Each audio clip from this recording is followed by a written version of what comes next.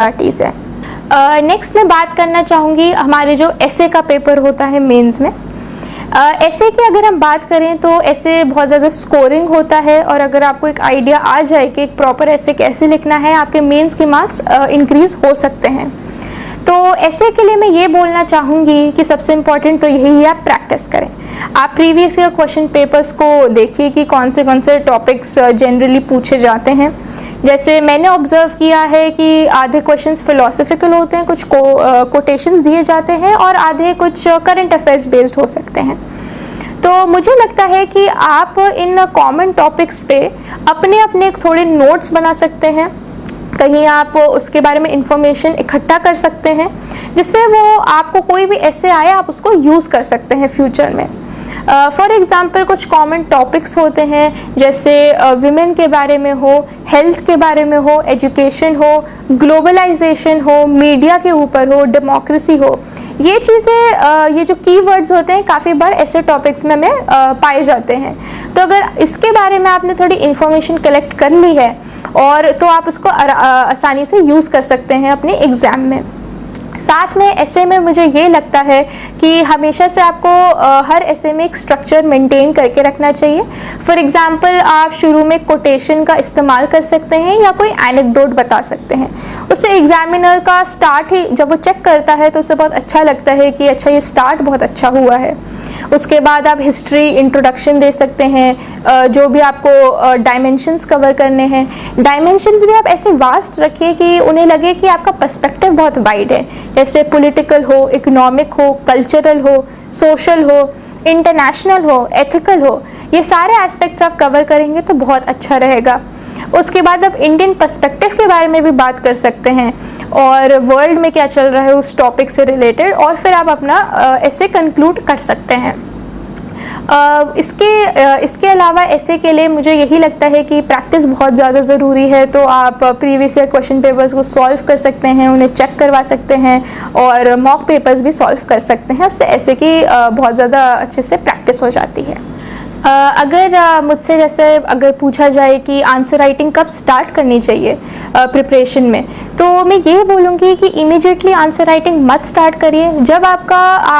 जब भी आपने पढ़ना स्टार्ट किया है या आपने कोचिंग ली है या जो भी है, जब आपका एक majority portion of the syllabus cover हो चुका हो, जब आपको आइडिया लग चुका हो कि ये चीज़ें हैं, तब आप आंसर राइटिंग स्टार्ट करिए।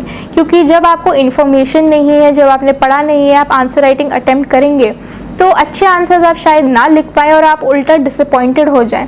तो इससे अच्छा है जब आपको एक आइडिया लग जाए सिलेबस के बारे में, तब आप आंसर राइटिंग करें। तब आपको समझ भी आएगा कि कौन सी मिस्टेक्स हैं, मैं उनको इम्प्रूव कैसे कर सकता हूँ या कर सकती हूँ।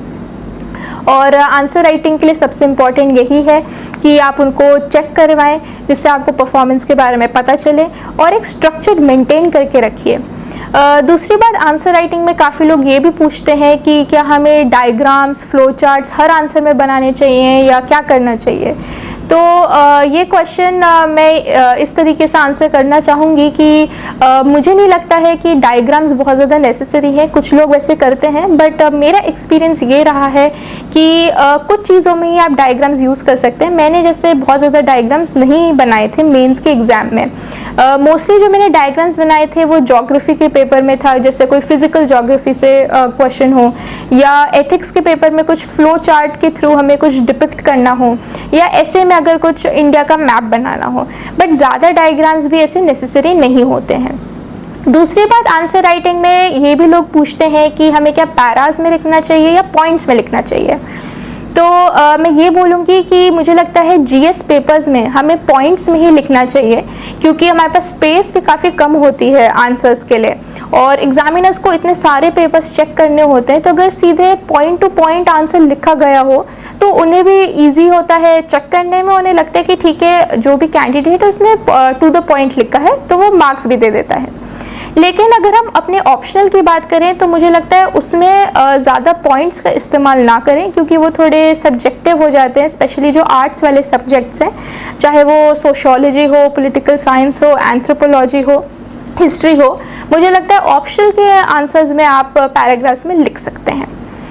अगर मुझसे पूछा जाए कि ऑनलाइन सोर्सेज मैंने यूज़ करे हैं या नहीं, तो मैंने आज सच ऑनलाइन सोर्सेज तो नहीं यूज़ करे थे, मैंने बेसिक बुक्स ही पढ़ी है और नोट्स से ही पढ़ा है। लेकिन जैसे सबको पता है कोविड-19 पैंडमिक आ गया था और काफ़ी चीज़ें ऑनलाइन हो गई हैं, तो मैं उन कैंडिडेट्स को यही बोलूँगी कि आप ऑनलाइन सोर्सेज भी रेफ़र कर सकते हैं। जैसे मुझे पता चला है कि काफ़ी यूट्यूब में बहुत सारी वीडियोस होती हैं, काफ़ी सारी वेबसाइट्स भी हैं जहाँ पे नोट्स मिलते हैं, हैंडआउट्स मिलते हैं, तो आप उनको भी रेफ़र कर सकते हैं।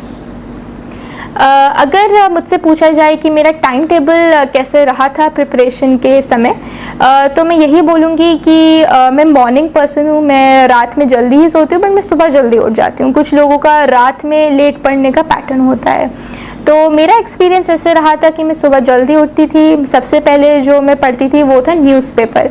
मुझे लगता था मुझे पता होना चाहिए कि हर दिन क्या हो रहा है, सबसे पहली चीज़ मुझे वही पढ़नी चाहिए, तो मैं न्यूज़पेपर पढ़ती थी। फिर उसके बाद जो भी मेरे टाइम टेबल में होता था कि मुझे ये टॉपिक कवर करना है या ये जीएस पेपर मुझे कवर करना है, तो उसके अकॉर्डिंग मैं वो पढ़ती थी। और उसके बाद मैं आधा टाइम ऑप्शनल को भी देती थी।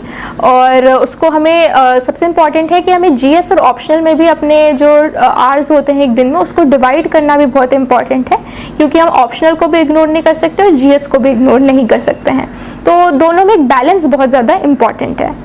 और मैं ये भी कहूँगी कि ऐसा नहीं है कि आपको बस पढ़ते जाना है और दूसरी चीज़ें नहीं करनी है। मुझे लगता है रिलैक्स करना भी बहुत ज़्यादा इम्पॉर्टेंट है, जिससे आपका माइंड रिफ़्रेश हो जाए। तो मेरा ऐसा एक्सपीरियंस रहा है कि कभी मैं बहुत ज़्यादा टायर्ड हो जाती थी या स्ट्रेस्ड आउट हो जाती थी पढ़ाई से, तो मैं अपनी हॉबीज़ परस्यू करती थी। जैसे मुझे रीडिंग का बहुत ज़्यादा शौक़ है, तो मैंने कोई बुक पढ़ ली। मुझे पेंटिंग का भी बहुत ज़्यादा शौक़ है, तो मैंने कुछ पेंटिंग बना ली। कभी कभी मैं एक छोटी सी नैप भी ले लेती थी, उससे भी हेल्प हो जाता है। तो आप भी ऐसी सिमिलर चीज़ें कर सकते हैं। मेरा जो टाइम टेबल रहता था, अराउंड 8 to 10 आवर्स डेली मैं पढ़ाई करती ही थी। कभी कभी 12 to 13 आवर्स भी हो जाता था, डिपेंड करता था उस डे पे और उस दिन क्या क्या हमें कवर करना है। नेक्स्ट मैं बात करना चाहूँगी इंटरव्यू स्टेज का, जो फाइनल होता है यूपीएससी एग्जामिनेशन में। तो इंटरव्यू के लिए मैं यही बोलना चाहूँगी कि सबसे इम्पॉर्टेंट है आप अपना जो डैफ होता है उसको बहुत अच्छे से प्रिपेयर करें, क्योंकि मेजॉरिटी क्वेश्चंस आपके डैफ से ही पूछे जाते हैं। और दूसरे जो बेसिक क्वेश्चंस जो नॉर्मली पूछते हैं कि आपको सिविल सर्वेंट क्यों बनना है, या आपका रीज़न क्या है, आपने यहाँ पे क्यों जॉब करी, या आपने ये पढ़ाई क्यों करी कॉलेज में, तो ऐसी चीज़ें जो होती हैं बेसिक चीज़ें, वो भी आपको प्रिपेयर करनी ही चाहिए इंटरव्यू के लिए। और इंटरव्यू में जैसे मैंने भी काफ़ी मॉक इंटरव्यूज़ दिए थे, क्योंकि कभी मेरा इससे पहले एक्सपीरियंस नहीं दिया है कोई प्रोफेशनल इंटरव्यू देने का, तो मैंने काफ़ी मॉक इंटरव्यूज़ भी लिए थे। मुझे लगता है उससे भी आपका कॉन्फिडेंस बूस्ट होता है, आप प्रिपेयर्ड होते हो। तो मैं वही सजेस्ट करूँगी कि आप भी काफ़ी मॉक इंटरव्यूज़ दें। दूसरी बात यह है कि आपको करंट अफेयर्स से भी आपका अपडेटेड रहना चाहिए इंटरव्यू के टाइम भी, क्योंकि करंट अफेयर्स से काफ़ी सारे क्वेश्चंस आते हैं। फॉर एग्जांपल जिस दिन मेरा इंटरव्यू था उस दिन सुबह न्यूज़पेपर में प्रधानमंत्री ने उज्ज्वला योजना 2.0 लॉन्च करी थी, और उस दिन न्यूज़पेपर की वो हेडलाइन थी। तो इंटरव्यू में मुझसे वो पूछा गया कि आप उसके बारे में बताइए, और उसी पे थोड़ी देर डिस्कशन भी चला था। तो मेरी सेकंड एडवाइस ये रहेगी कि करंट अफेयर्स बहुत इंपॉर्टेंट है, और उस दिन जाने से पहले आपको न्यूज़पेपर भी देखना बहुत ज़रूरी है। दूसरी चीज़ मैं ये बोलना चाहूँगी कि उन कैंडिडेट्स के लिए जो सीधे कॉलेज के बाद प्रिपरेशन कर रहे हैं या जिन्होंने जॉब नहीं करी है, जैसे मैं हूँ, तो नॉर्मली इंटरव्यूज़ में लोगों से उनके जॉब या प्रीवियस एक्सपीरियंस के बारे में पूछा जाता है, जो मेरे केस में नहीं था। तो इंस्टेड जो बोर्ड मेंबर्स थे उन्होंने मुझे प्रैक्टिकल क्वेश्चंस ज़्यादा पूछे मुझे टेस्ट करने के, और केस स्टडीज़ भी दी। फॉर एग्ज़ाम्पल कि अगर आप किसी स्टेट के चीफ सेक्रेटरी हैं या चीफ मिनिस्टर हैं, तो आप उस स्टेट में और वो स्टेट बैकवर्ड हैं, तो आप वहाँ पे क्या क्या करना चाहेंगे। तो ऐसी चीज़ें वो आपसे भी पूछ सकते हैं, तो आपको इनके आंसर्स भी रेडी करके रखने चाहिए। और उसके अलावा मैं यही बोलूँगी कि इंटरव्यू में आपको ऐसा नहीं करना चाहिए कि आपको कोई प्रिटेंस दिखाना चाहिए, या आपको बहुत ज़्यादा बोलना चाहिए, बहुत ज़्यादा कम बोलना चाहिए। मुझे लगता है हर चीज़ में बैलेंस मेंटेन करिए, बी योरसेल्फ, क्योंकि यूपीएससी बोर्ड मेंबर्स बहुत ज़्यादा एक्सपीरियंस्ड होते हैं, उन्हें पता है कि कौन सा बच्चा कैसा है। तो बी योर सेल्फ, आराम से काम कंपोज्ड होके कॉन्फिडेंस से आंसर करिए, और जो चीज़ नहीं आती है आप आराम से बोल सकते हैं कि सॉरी मैम और sorry sir, I do not know this question. और मेजॉरिटी ऑफ द टाइम्स आपके डैफ से ही पूछा जाता है, तो वो सबसे प्रिपेयर करना ज़रूरी है। और दूसरी बात मैं ये बोलना चाहूँगी कि मैं अपना इंटरव्यू एक्सपीरियंस शेयर करना चाहूँगी। जैसे मेरे इंटरव्यू में भी मुझसे डैफ से क्वेश्चंस पूछे गए थे। फॉर एग्जांपल मेरी हॉबी के बारे में पूछा गया था, पेंटिंग के बारे में। फिर मेरे ऑप्शनल से भी क्वेश्चंस पूछे गए थे जो political science and international relations है, तो जो करंट में उस टाइम जैसे चल रहा था वो मुझसे पूछा गया था।